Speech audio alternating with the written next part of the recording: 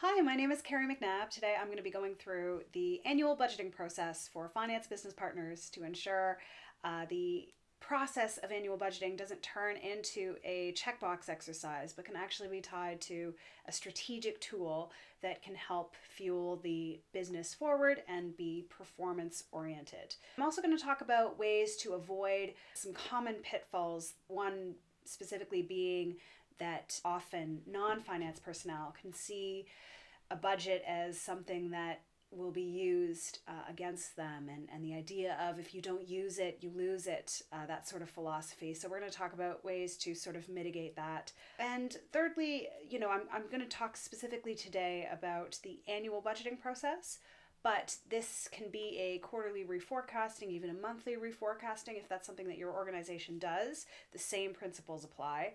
But I will say in a later video, I will be talking about the management reporting process and how we can use that to avoid doing that sort of quarterly, monthly reforecasting. So let's get started. So one really important thing to do before you even meet with any of the teams that you support is to set up your financial budget model. So this will be a tool that primarily will be for you as the finance expert to take the inputs from the team to sort of move the budget in different ways. But what you'll want to do is create this model so that in these meetings you can be making those changes, and those changes just flow through, and you'll be able to see in a very audience friendly way how those changes are impacting that budget. But again, this tool really is for you. You might not use this tool as a team facing report in these meetings. It might be that what you want to do, depending on that budget owner, you'll want to craft different resources or different reports to help aid those conversations. So if you know from your monthly meetings with your team that there are some people that you support that are just self-professed not numbers people, or they have a fear of numbers, or they, for whatever reason, they find this whole process very, very daunting, you'll want to create these reports and these tools so that you can facilitate a productive conversation and just give them the information that they need to give you the answers that you need.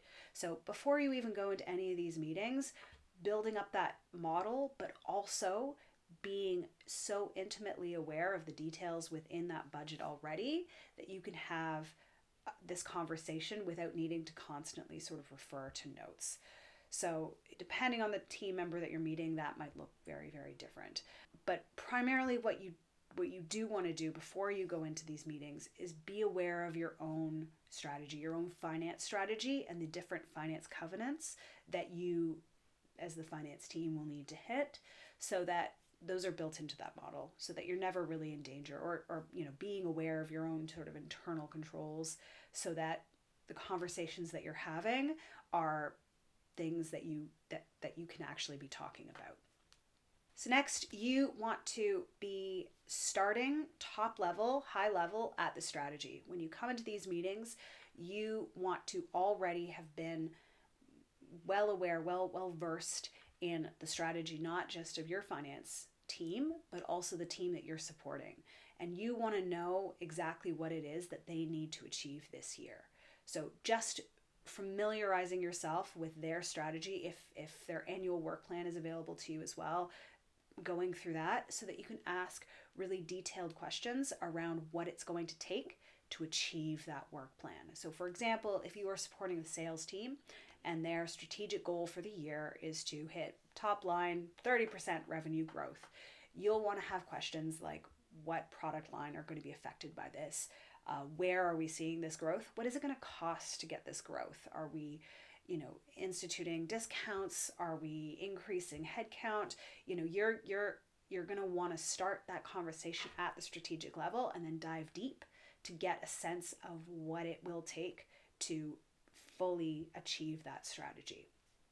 This will keep this document as a relevant, tied to the strategy document that you can continue to refer to throughout the year to make sure that you're hitting those objectives in line with those strategic objectives.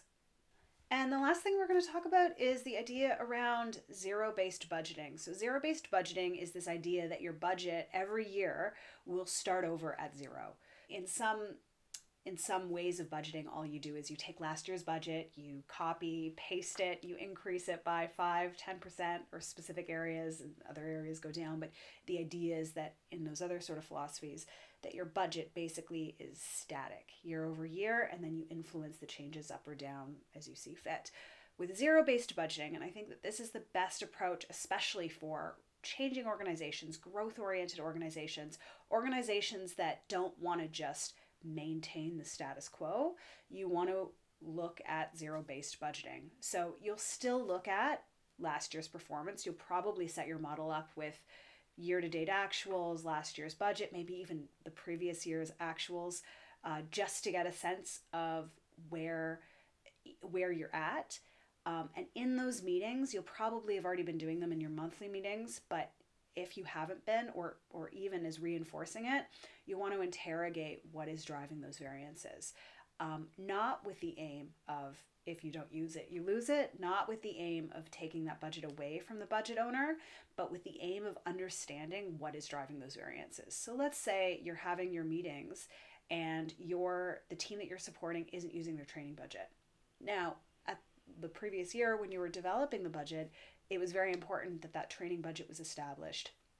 You want to ask, why is this training budget not being used? Do the team not have time to do their training? Maybe that's a signal that the team is understaffed. Maybe there was high turnover. Like it's important to ask these questions so that you know how to set next year's budget in line with the goals of the organization. So if last year's budget wasn't utilized, maybe you actually need to increase that budget because there will be a lot of catch-up that needs to happen.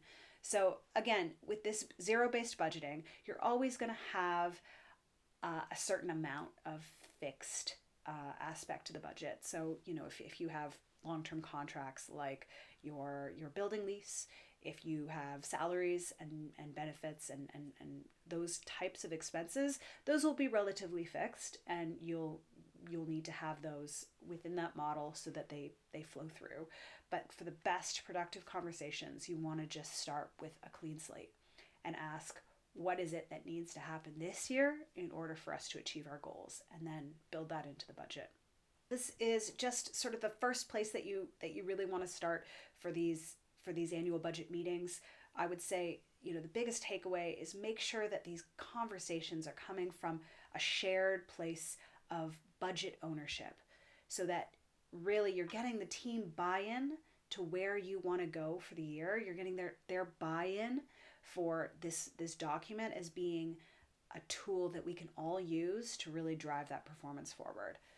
So I hope this has been helpful. I am going to be doing a few more of these videos over the next few weeks. So if this is the kind of thing that you're really interested in, please like, subscribe, follow along. And if there's anything you specifically would like to see, just let me know, and we'll be sure to include it. Thanks very much. Have a good day.